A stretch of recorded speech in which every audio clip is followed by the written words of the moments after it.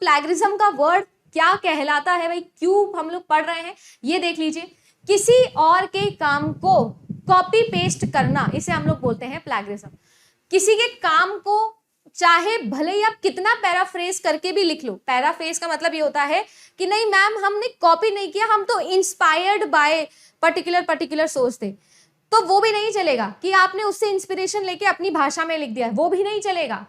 Original होना चाहिए, original होना चाहिए। पैराफ्रेजिंग भी ऐसी हो फिर कि बिल्कुल ही आपने, हाँ इंस्पिरेशन आप लो, काम करो, पर अगर आपने किसी से इंस्पिरेशन भी लिए तो आप उसको क्या करेंगे, आप उसको रेफरेंस में लिखो ना। किसने मना किया, रेफरेंसिंग स्टाइल भी आती है अब तो आपको, आप उसे बिब्लियोग्राफी के अंदर मेंशन करो, एक्नॉलेज करो।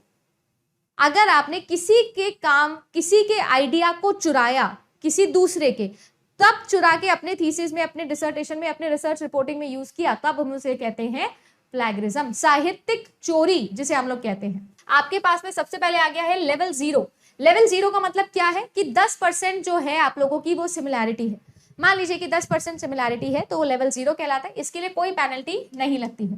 पेनल्टी शुरू होती है लेवल 1 से, जहां पर 10% से ज्यादा और 40% तक सिमिलैरिटी अगर आप लोगों के टेक्स्ट में आने लग जाए, तब हमें इसे क्या बोलते हैं, चोरी बोलते हैं। लेवल 1 प्लैगियरिज्म इसे बोला जाता है। यहां पर 6 महीने वाली सजा मिलती है आपको, यानी कुल मिला के आप सभी लोगों को रीसबमिट करना होता है 6 महीने के पहले पहले अपने थीसिस को या डिसर्टेशन को। इसके अलावा मान लीजिए कि कोई रिसर्च पेपर आप पब्लिश कर रहे हो, रिसर्च आर्टिकल कहीं पर पब्लिश करवा रहे हो, तो आप क्या करोगे, देखो सिनेरियो ऐसा है कि अगर प्लैगियरिज्म होता है तो आपका जो पेपर है वो दोबारा भेज दिया जाता है, उसे एक्सेप्ट नहीं किया जाता है, आपकी मैन्युस्क्रिप्ट को ही विड्रॉ कर दिया जाता है। लेवल 2 क्या कहता है, 40 से 60% तक अगर आपकी सिमिलैरिटी है तो 1 साल के लिए उसको क्या कर दिया जाता है, डिबार्ट कर दिया जाता है। 1 साल के लिए रेस्ट्रिकेट है वो, मतलब उसकी पीएचडी 1 साल एक्सटेंड हो गई, जहां 5 साल में खत्म होनी थी अब 6 साल पे खत्म होगी, भैया ये वाला सीन हो गया है। सही है, बहुत इंपॉर्टेंट है। लेवल 2 1 साल के लिए डिबार्ट हो चुके हो अब आप।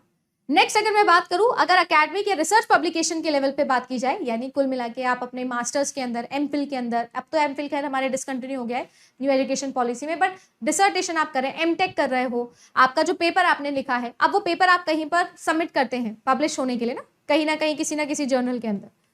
तो देखो ध्यान रखिएगा, यहां पर क्या होगा, जो स्टूडेंट है सबसे पहले तो उसको बोला जाएगा कि तू विड्रॉ कर, और साथ ही साथ एनुअल अग्रीमेंट किया जाएगा कि उस साल होने वाले जितने भी कॉन्फ्रेंसेस हैं या जितने भी सेमिनार्स हैं उनके अंदर आप अपना पेपर पब्लिश नहीं करवा सकते।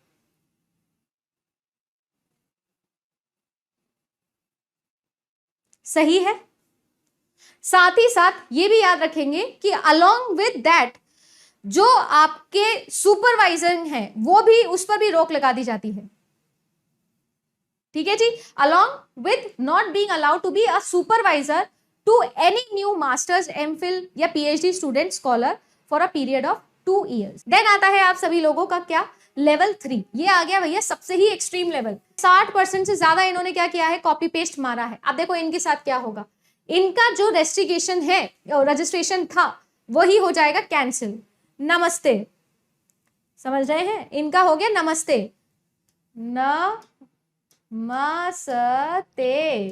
नमस्ते हो गया इनका, हर हर महादेव, पीएचडी से नमस्ते हो चुका है इनका, बाय बाय टाटा, वही खत्म, गुड बाय, प्रोग्राम ही खत्म इस स्टूडेंट का। तो ठीक है ना। अगर मैं बात करूं कि मान लीजिए कि आपने कोई रिसर्च पेपर लिखा था, अब आप उसको पब्लिश करना चाह रहे थे किसी जर्नल में, किसी सेमिनार में प्रेजेंट करना चाह रहे थे, तो जो कैंडिडेट है वो आपके डिनाई हो जाएगा। पहले तो मैन्युस्क्रिप्ट उसकी विड्रॉ करनी पड़ेगी उसको, फिर 2 साल के लिए वो किसी भी जर्नल पे नहीं जा सकता, किसी भी सेमिनार पे नहीं जा सकता, कुछ भी नहीं कर सकता। अलोंग विद दैट जो आपका स्कॉलर सुपरवाइजर है, स्कॉलर सुपरवाइज को 3 साल के लिए कोई भी नए स्टूडेंट को सुपरवाइज करने का भी अलाउमेंट नहीं होगा। इसीलिए अब आप नोटिस करते हैं जब भी आप लोग रिसर्च पेपर लिखते हो तो जो आपका सुपरवाइजर है उनकी बैंड ज्यादा बचती है, वो पहले प्लैगियरिज्म चेक करते हैं कि भैया हमारा तो यहाँ पर काम खराब ना हो जाए। 3 साल के लिए अगर आप सुपरवाइजर हैं और इस तरीके की प्लैगियरिज्म पाई जाती है तो आप 3 साल के लिए किसी नए स्टूडेंट को क्या नहीं कर सकते, सुपरवाइज नहीं कर सकते।